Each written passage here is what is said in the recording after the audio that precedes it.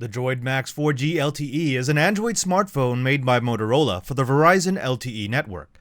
Built around KitKat Android 4.4 and sitting on top of 32GB of memory, the Maxx is powered by a Motorola X8 system on a chip that includes a 1.7 GHz dual-core application processor and a quad-core 400 MHz GPU that drives a 5-inch 1280 by 720 Super AMOLED multi-touch screen protected by Gorilla Glass.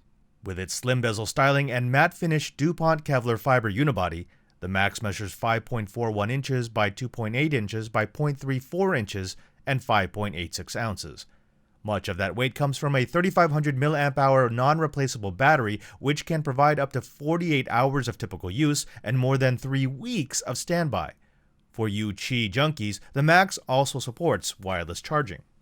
The Maxx has the standard complement of 3 on-screen control buttons, plus beveled power and volume switches on the right side of the phone. In a neat design feature, the rocker switch can be removed to reveal a nano slim card slot for the unlocked phone. A 10-megapixel camera and LED light find their usual placement on the back, while a 2-megapixel camera can be found on the face.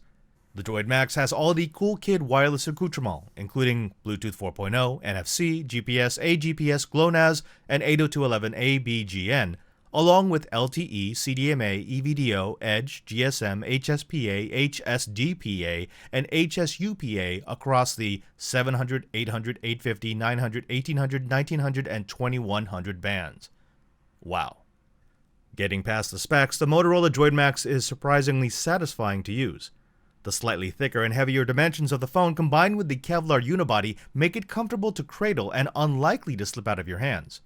At first I was worried that 720p might be too low for a 5-inch screen, but the Maxx is beautiful, with saturated colors and sharp images. The fact that the processor doesn't need to push pixels for a 1080p screen probably accounts for the addictively smooth, no-lag UI.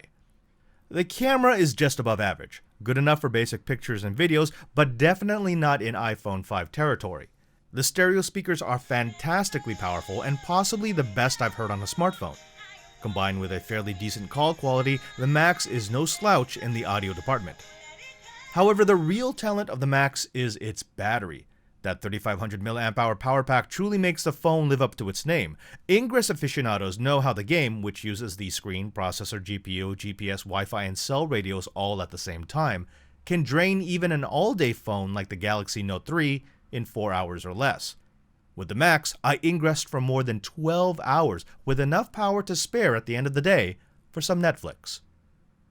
The Motorola Droid Maxx 4G LTE is available now. You can buy it for $150 with a 2-year contract or $450 month to month. Let's start with the cons. And for me, the biggest con has to be the pricing. I'm always looking at off-contract pricing, and $450 without a contract, even though it's unlocked, still seems to be a bit high. I'd like it to compete with something like the Nexus 5. I'd like them to be really aggressive with the pricing. Maybe knock $50 off just to make people know that this is a value in all senses of the word. The other thing has to be the relative spec. Now, I know spec means very little in actual experience of the phone, but for us geeks out there, it's something to have to tell people, well, it's a 720p screen, and yeah, the processor's not as fast as on some other phones. There really is no excuse for that if you're going to be looking for that in a phone. The third thing has to be the camera. I'm really disappointed in the camera. It's not a bad camera, but it's not even as good as some of the cameras I have on my Samsung phones, and that's still a step below what you get on, say, your iPhone 5 or 5S. But on the pros side, I have to say number one is the battery. This is a killer, a stellar battery. I almost got 4 days of battery life off of one charge. And you got to remember, I'm doing a lot of things. I'm using it as a hotspot. I'm playing Ingress. 4 days off of a phone like this, which is still crazy capable, is, well, unheard of. The other pro is that it makes do with the specs that it has. Yes, the processor isn't as fast as some other processors on the market, but because it's not pushing as many pixels, it feels snappy. Also, I really like the styling. It actually fits well into my hand. It's not too big, it's not too small. It feels just right. Combined with the battery life, it gives me that phone that I feel is going to be a workhorse again and again and again. The last thing is, well, I don't know, maybe it's just me, but I really like this Kevlar backing. It's so much better than those smudgy plastics. It feels strong. I've actually dropped it a couple of times and it It doesn't seem worse for the wear, and it just looks good. For a phone that looks good, that feels good, and has a crazy long battery life, the Motorola Droid Maxx just might be the thing you need to buy. I'm Father Robert Ballecer with Before You Buy, and this has been the Motorola Droid Maxx.